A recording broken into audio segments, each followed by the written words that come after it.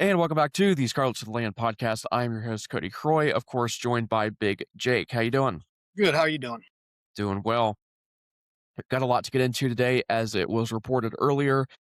Cavs guard Donovan Mitchell signing a 4-year, $273 million extension that will keep him in Cleveland through the 2031 season. That is actually a pay cut. He could have signed the Supermax. Instead, he signed the max deal. He was also eligible to sign a deal next season that would have given him even more money, as he would have been a 10-year veteran, but he signed this deal now. What that means for the Cavs, they have some more financial flexibility than they would have if Mitchell signed for more money. In addition to that, they still have to sign LeBron James. Your thoughts on that as we start this episode? I know that you've been very vocal on social media about bringing back the King. Yeah. So, I mean, for me, the whole question with Don, was does he want to be here? Yes, And I think, he could have played the waiting game. He could have let rumors keep swirling. He could have had one foot out the door and made Cleveland kind of sweat it. Instead, he signs this extension now. He could have, like you said, you had mentioned he could have signed that Supermax, but in signing this deal, he actually, has saved the Cavs some money. And obviously, LeBron James has a big decision kind of just lingering in the air. The Cavs do have to do something. Like they have to move Strus and that Dennis Schroeder sure. contract. Obviously Harden hasn't signed his deal yet. Uh-huh. And I wouldn't be shocked, if they've already been talking behind closed doors and they already know how Right, this is all right. going to go down. You have many teams that obviously want LeBron James. You have the Golden State Warriors. I believe the Timberwolves are in conversations. You have the 76ers, just name a couple of those teams. But you know, it would make sense for him to come home, and I think that he would be a missing piece for this team. Ever since he left in 2018, there's been this LeBron-sized hole in this Cavs lineup, and I think that if you're going to go based off of fit, either Philly or Cleveland make the most sense for LeBron. Yeah, yeah. I just don't really see the whole Philadelphia thing coming to fruition. I mean, it looks great on paper, but I'm somebody that I watch LeBron every game still. I just don't see him taking like that fourth option. His commitment is to having fun playing basketball. And is being a fourth option fun to him? I would probably say no. If he was trash right now, he probably would, but he's not. Like we've seen this guy win a series, and he was clearly the best player on the court, even when Kevin Durant was playing. LeBron was outplaying him.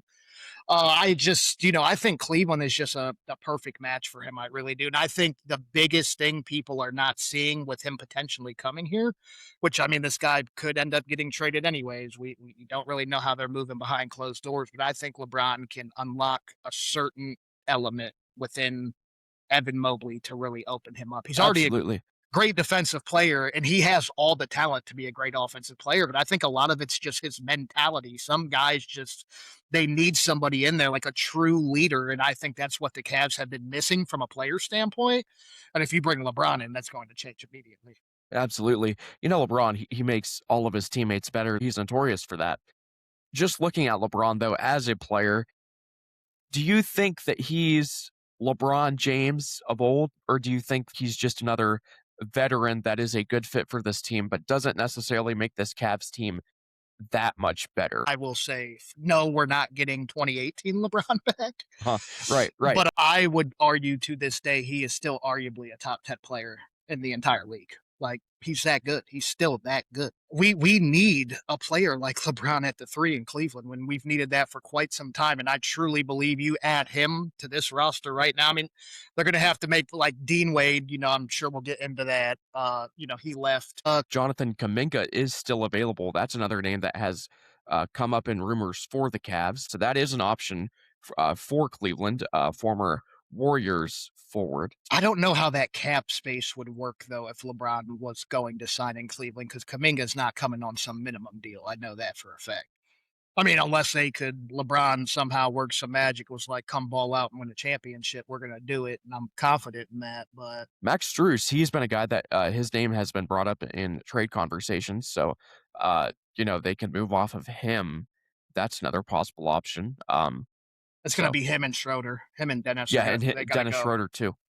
Which Dennis is Schroeder. weird with a player like Dennis, man. He's fit in so well in certain roles at times in the NBA, and then other teams he just can't find a rhythm in the game. Like I was very excited when it was announced that he was coming to Cleveland. I was like, okay, you lose Ty Jerome. This is a guy that can kind of give you that energy back off the bench. Mhm. And I don't know what the deal was, man. He was a horrific fit. I mean, he was Not painful good. to watch. Just looking at this offseason, what are some of the puzzle pieces that the Cavs and Kobe Altman, what else do they need to do in addition to potentially signing LeBron James? I know that another person that has come up in conversations is DeMar DeRozan, who was recently released by the Sacramento Kings, and he has been linked to Cleveland. Everybody with insider info talking about it said it's going to be probably the Cavs or Miami. Ultimately, I do think wherever LeBron goes is where you're going to see DeMar DeRozan. And let's say he does sign back in Cleveland, I think DeMar DeRozan would be awesome here.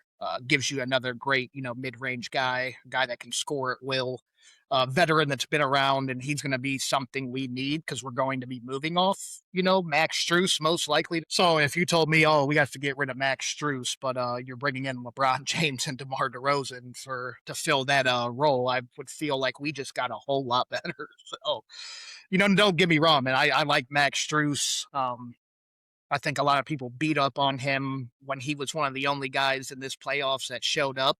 Absolutely, Uh, he was one of the better players One of the better players. in throughout the playoffs, and it would be tough to see him go. Hmm. But like you said, if you're getting LeBron James and you're getting DeMar DeRozan, two guys that would help this team tremendously in their efforts to hopefully get to the finals, yeah, I would take that deal 10 out of 10 times.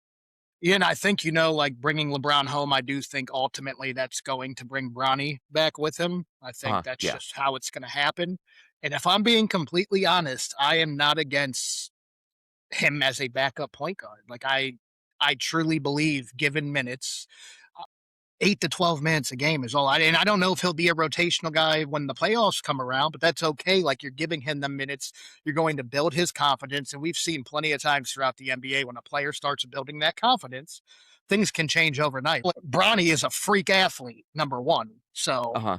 give him, he's already he is a good defensive player. I He's a watch, great defensive player. yeah, like, That's his best quality. He is a fantastic defender. Yes. yes, and like that will be perfect for us coming off the bench. Like you need a guy that's high energy, a great athlete, and he is a great athlete. And everything about Brownie's offense, it's there. I just think he needs to build confidence. Like even when he started in the G League, offensively, he was looking pretty rough. And the next thing you know, boom, he found it, and it's like he's too good for the G League, but he's never gotten a really good shot yet at the NBA level. So I'm all for bringing him in. So Sure. bring him Yeah. over. Let's see. Let's see. Yeah. Absolutely. Looking at the Cavs off season so far, you lost Dean Wade, you lost Keon Ellis. That was another person that left this off season. How important is it that the Cavs develop their bench? It needs to happen. I'll tell you that the bench has to be better, and that's the one concern when you look at possibly bringing in like a DeMar DeRozan and LeBron. It's like how much are we going to have to fill that bench? But see, the reason I'm not too concerned is because we've seen this thing happen over the last 2 decades of basketball, where you're going to start seeing guys like right now. It's like a stalemate. It just seems like Uh everybody is waiting for this LeBron decision. yes, Then yes, these guys will start going, and you're going to see guys that Draymond Green, for example, what if he ends up saying, "Oh, I'm going to take a minimum deal to go play with my boy LeBron in Cleveland. Golden State doesn't want me no more." and that's I've heard people float around the possibility of that. Would you take the guy that has famously uh agitated these Cleveland players for 10 years now, a guy that has agitated Cleveland fans. Would you take a guy like Draymond Green, or does that give you a bad taste in your mouth? I'm trying to win, man. It leaves no bad taste in my mouth. As much as I dislike Draymond. I won't say hate. It was because of the Golden State rivalry, but it definitely got a lot worse when KD went there. Like I was Sure, really like sure. I was embracing that rivalry between until KD ruined it all and just ruined basketball. But I mean, even at this point in his career, like is Draymond is sound offensively? He was never a great offensive player, but he's still a damn good defender, and that's what we need. Absolutely. Yeah. And, you know, he's one of those guys that you hate him if he's not on your team, and you embrace him if he is on your team. So he's a guy that, you know, around some of our younger guys like Jalen Tyson, like Malik Thomas, that's another guy we need to talk about. Um, you know, I think that he would be a good veteran presence to have on the team, as the Cavs look to add some veteran presence. Talking about some other additions uh, in this offseason, Malik Thomas selected by the Cavs. Your thoughts on him? I know that you were a guy that you were pretty high on him whenever the Cavs made that selection. But yeah, I actually one of my good buddies. He was my bunkmate in basic training. Training. He was a big Arkansas Razorback guy, so he kind of me and him just shot shit in basic training, and I just kind of always kind of like to follow Arkansas a little bit so I can still talk to him. He's a big sports guy, but I don't know anybody in my life that's ever liked Arkansas. So I actually was really familiar with Malik.